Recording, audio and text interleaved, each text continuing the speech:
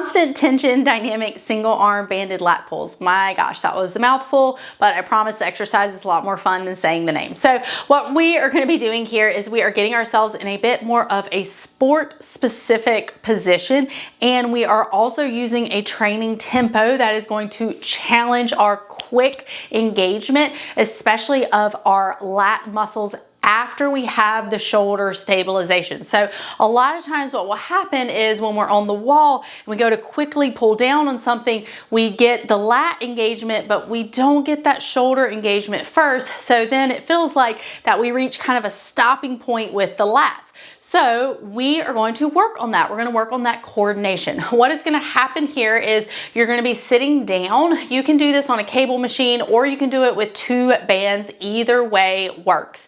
The reason we're using 2 bands is because on one side, we are going to be holding some tension. You don't have to hold a deep lock off position, but I do want you to hold a little bit of tension on the other side because it is going to help stabilize you a bit. Now, on the side that is doing the work. So in the video, I demonstrated my left side for you. What we want to think about happening is we are going to pull first to get our shoulder blade to kind of come down and around our rib cage. That needs to be the first thing that happens.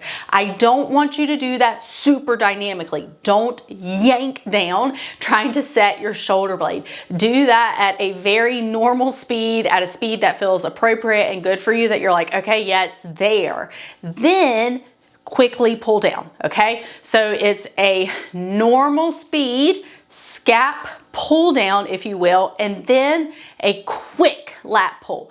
What is going to happen is, since you have set the intention with your scap already there, you're going to be able to quickly have this full range of motion where you get the lat and then the bicep helping you to pull.